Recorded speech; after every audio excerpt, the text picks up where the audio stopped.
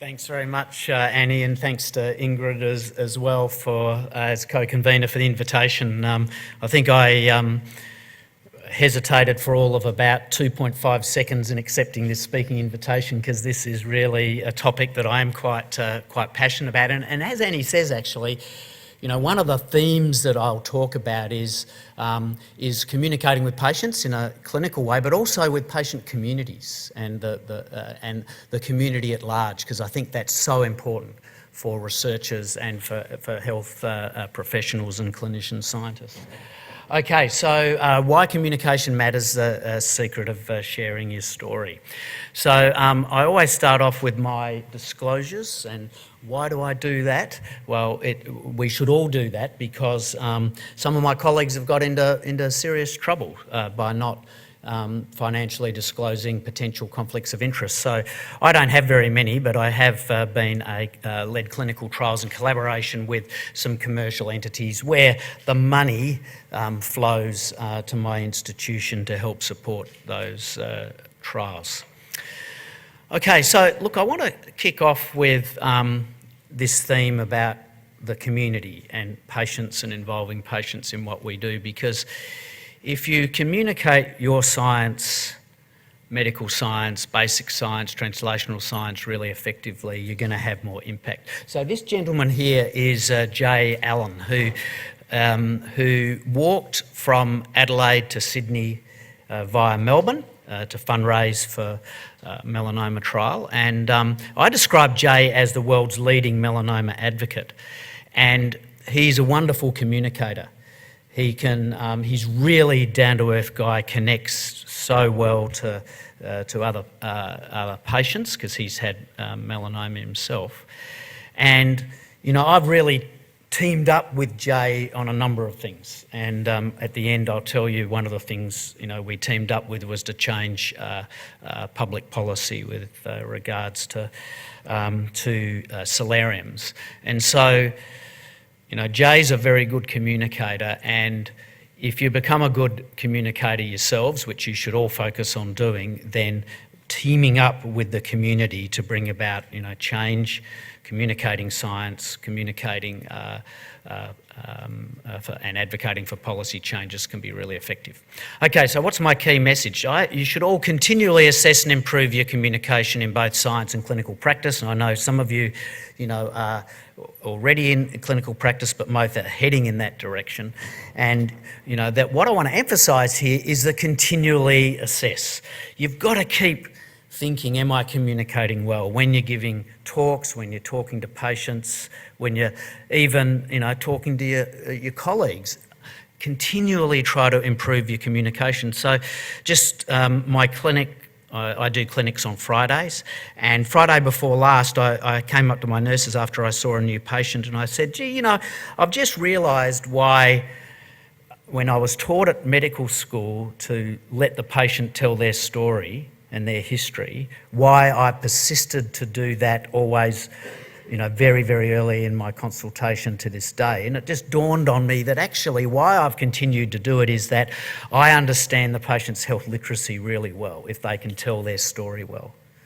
And that's really valuable then to know how to shape the way that you communicate with your patients. So, you know, that was 2 weeks ago. I mean, I'm maybe a bit slow in picking up why I do that, but I realised just, you know, how valuable it is to let the patient tell their story and I could assess their health literacy.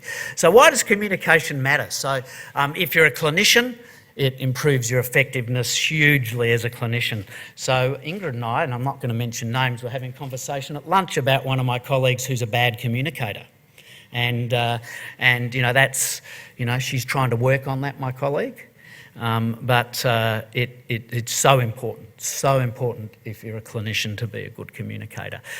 But as a clinician researcher, clinician scientist, it improves the impact of your research. You get more speaking invitations, better grant success, your collaborations work better because there's a clarity of understanding in what you want to do together.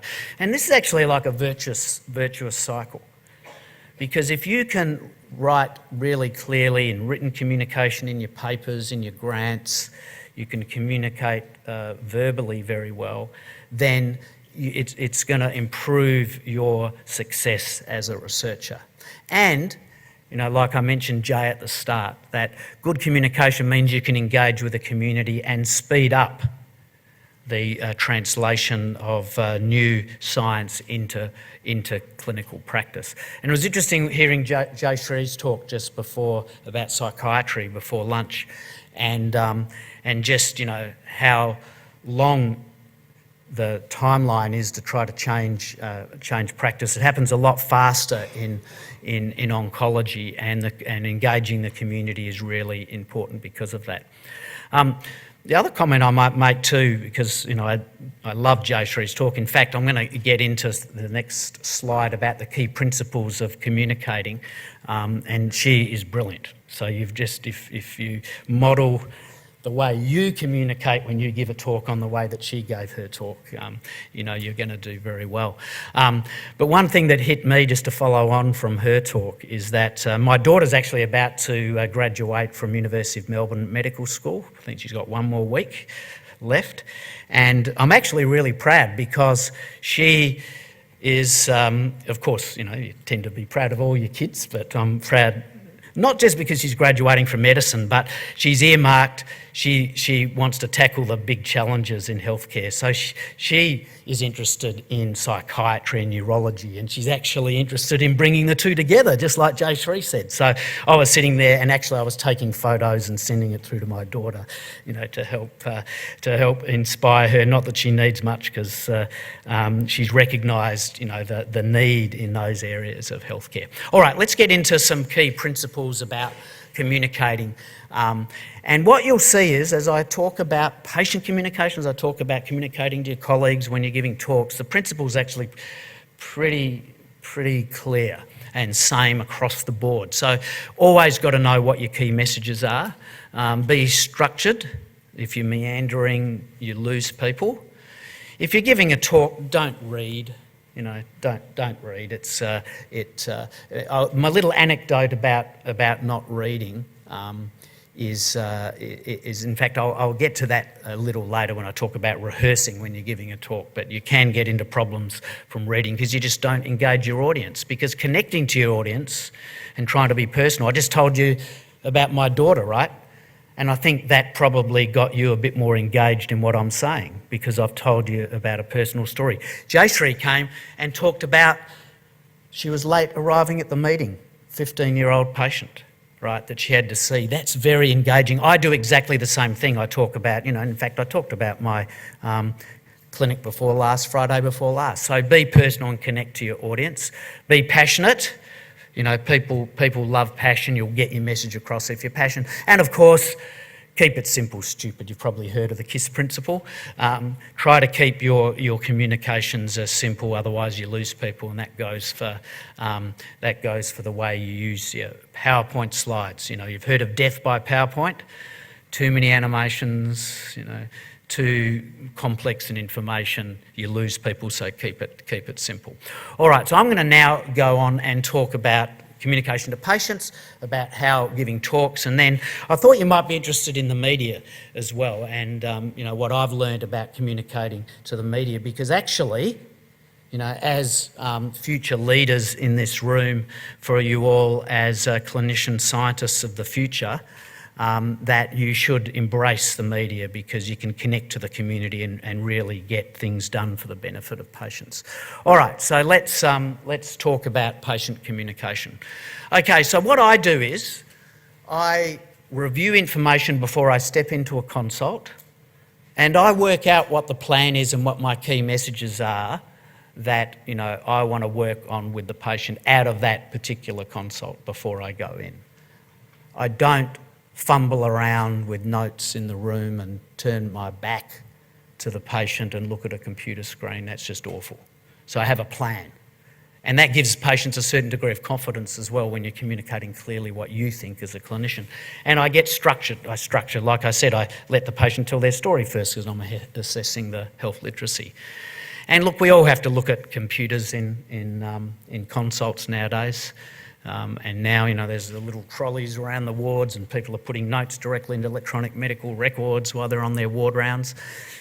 But there's a patient which is your number one priority. So don't spend time, staring too much at the computer. Lots of eye contact with the patient and, their supporters and family. Don't forget about them in the room. And connect with the patient and be personal. There's a very interesting discussion that happens in oncology that a lot of patients say, well, doctor, tell me, what would you do if it was you that had the cancer or your wife? And, a lot of my colleagues say, oh, well, I can't answer that because I'm not you. I don't do that.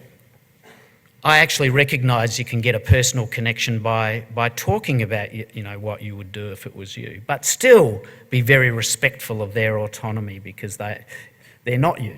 Okay, so be personal.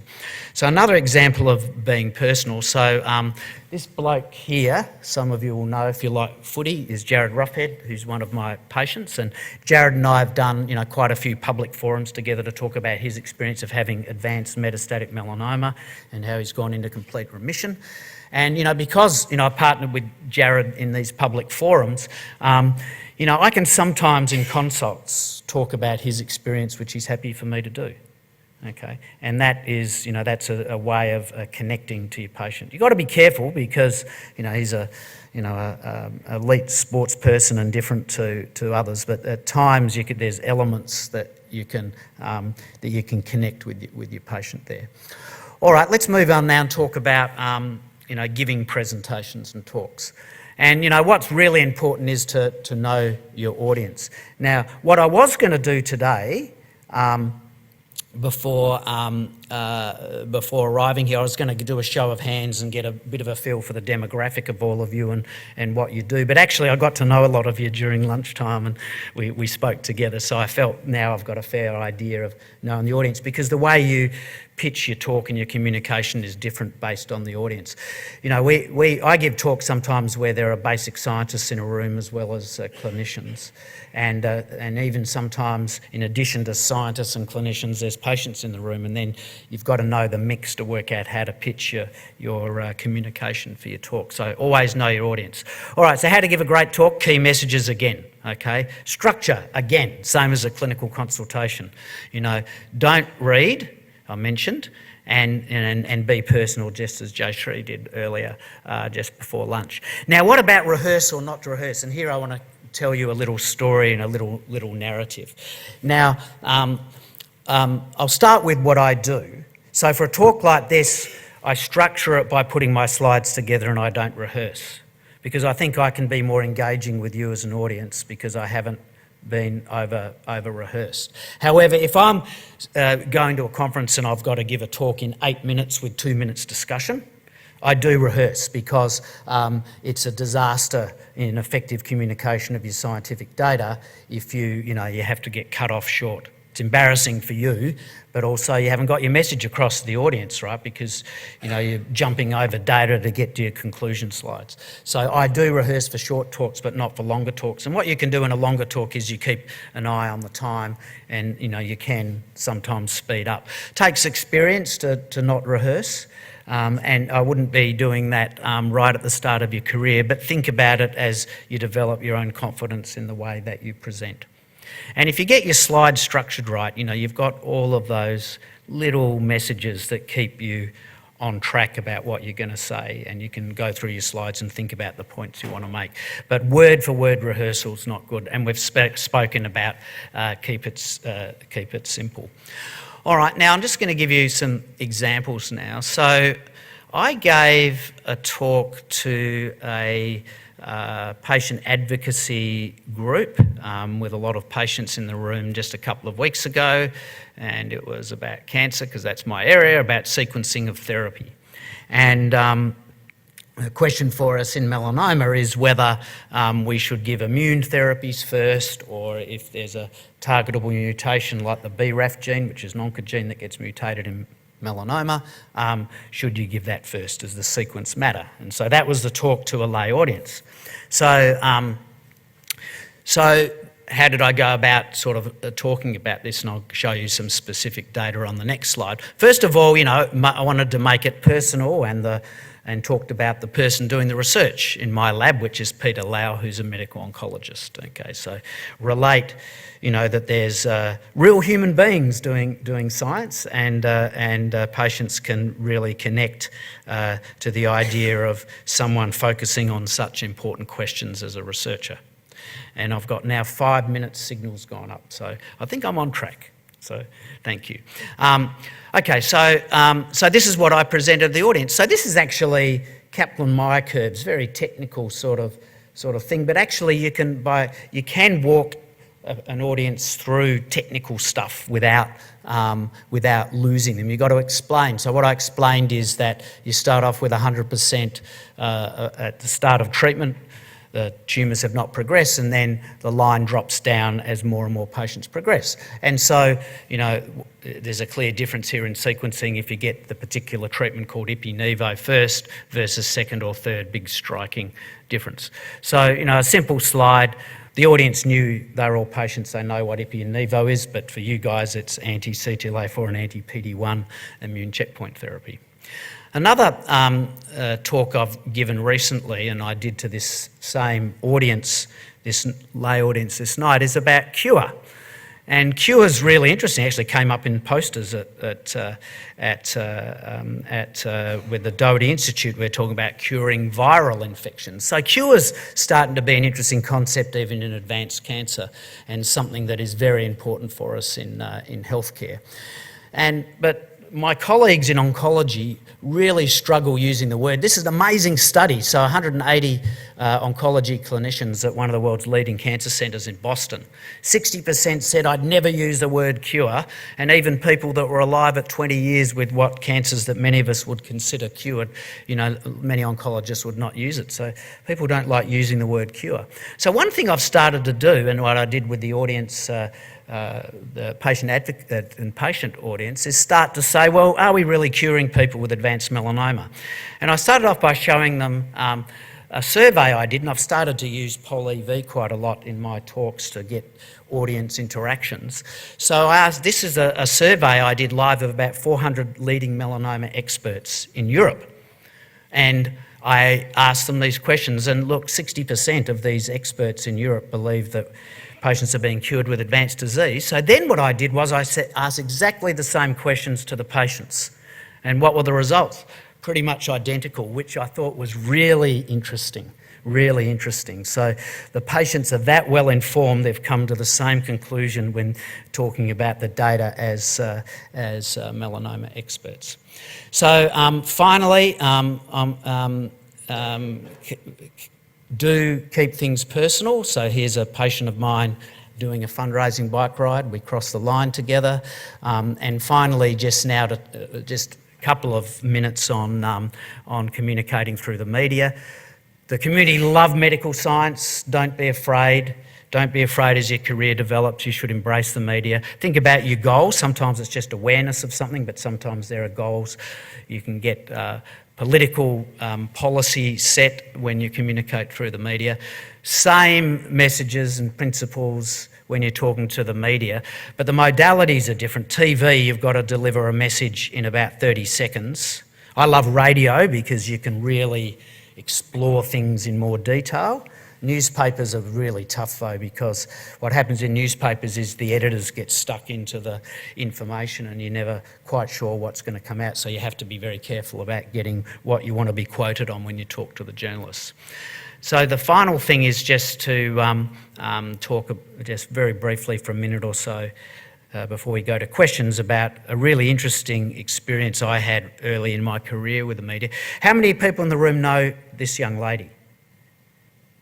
So we're seeing about maybe 10 to 15% of you. Yeah, so her name was Claire Oliver, and she was a patient of mine who decided to go and tell her story on the media that she developed melanoma that was going to kill her from using solariums.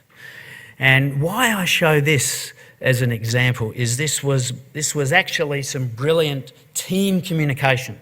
Because what we had Claire as a patient who was just so engaging, with the media when interviewed. We had a public health expert, Craig Sinclair from Cancer Council Victoria and myself as an expert clinician, and we formed this team to communicate the key aspects about what solariums were doing. Within 36 hours of Claire's first interview, Daniel Andrews, Premier of this state, was Health Minister at the time. He brought in much stricter regulations to control solariums, and ultimately after Claire's death we worked with Jay Allen, I showed you at the start, to actually bring about a national ban on solariums. Australia's second country in the world to do that after Brazil. So Claire was a brilliant communicator. An individual actually really got things started by communicating so effectively. So that's why you should all think about the way that you communicate, and look forward, Annie, to some questions.